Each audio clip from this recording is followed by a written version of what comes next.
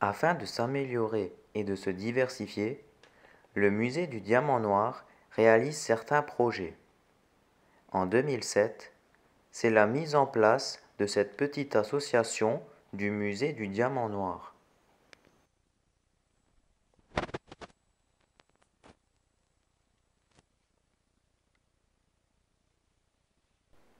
En 2010, la création de la partie artistique avec les nombreuses peintures des différents puits sur tuiles et sur toile, mais aussi la reconstitution de certaines maquettes comme le puits Simon, le puits Villemain et le puits Saint-Charles. Sans oublier la construction de quelques machines de fond en maquette.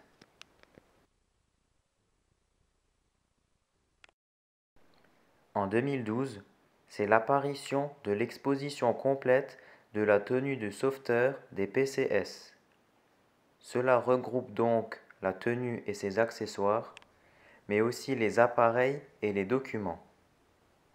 En plus de cela, l'exposition du mineur allemand et du policier interne des mines HBL.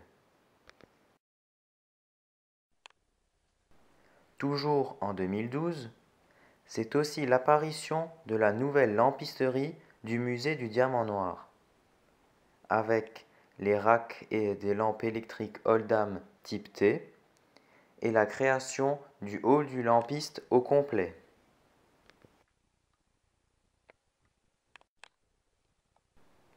En 2013, c'est la reconstitution du matériel du mineur électromécanicien.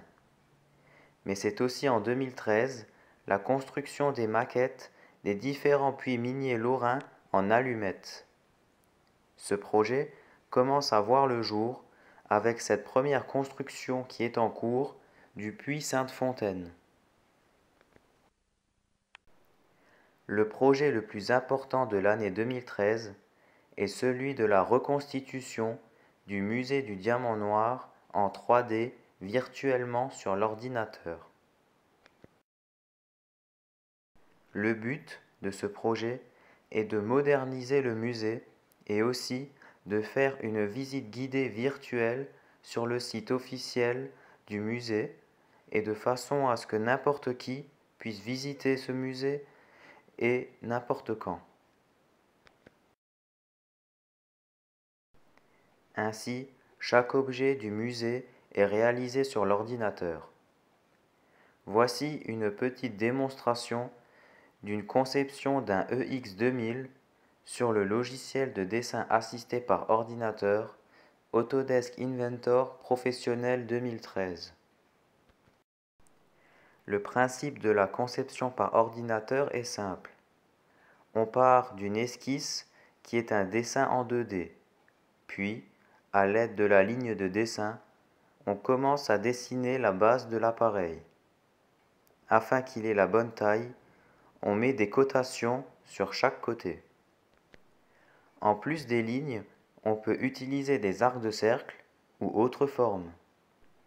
Une fois l'esquisse terminée, on doit ajouter de la matière en 3D par extrusion. Et pour arrondir les arêtes de la pièce, on utilise ici des congés afin d'améliorer son esthétique. Une fois la base de l'appareil réalisée, on fait une nouvelle esquisse sur l'avant afin de faire le cadran du EX2000.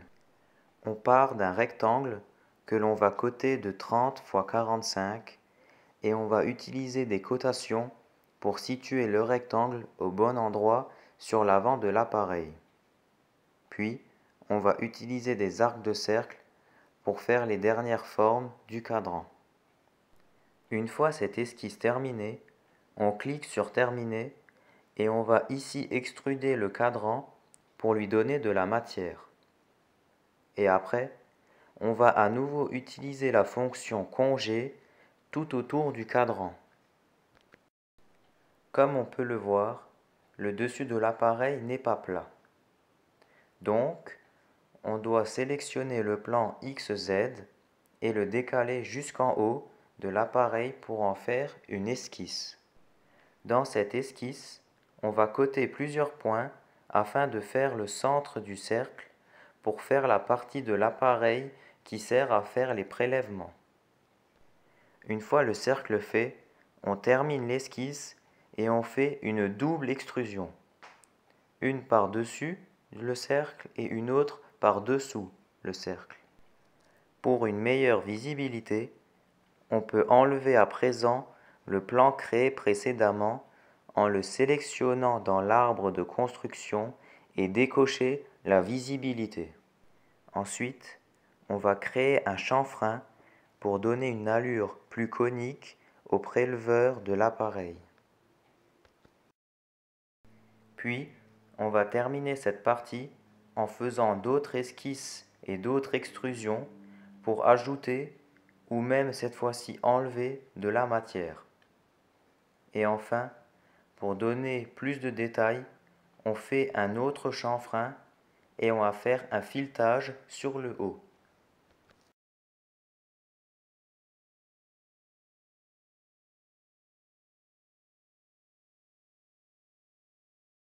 Maintenant, on fait la deuxième grille qui se trouve, elle, sur l'avant de l'appareil, toujours de la même façon.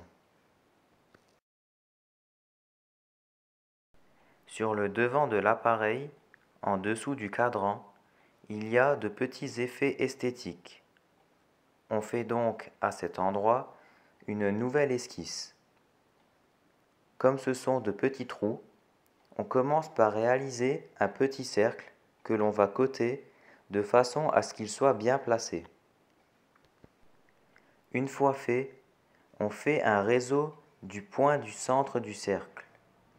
4 points vers le bas d'une distance de 6 mm et 5 points vers la droite d'une distance de 8 mm.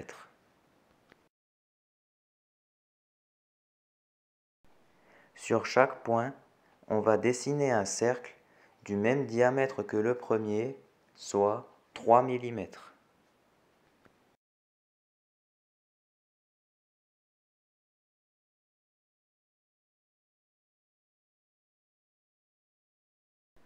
Après cela, on dessine un rectangle en dessous qu'on va coter à son tour. Puis, on termine l'esquisse et on va enlever de la matière sur 1 mm par extrusion.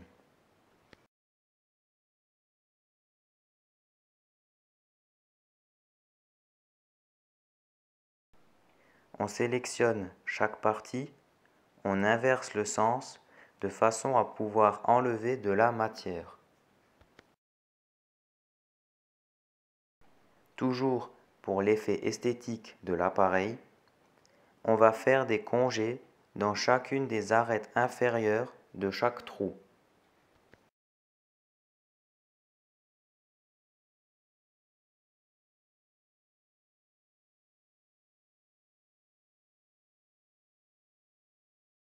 Et maintenant, il faut terminer le cadran de l'appareil. On le sélectionne pour faire une nouvelle esquisse et on dessine l'écran.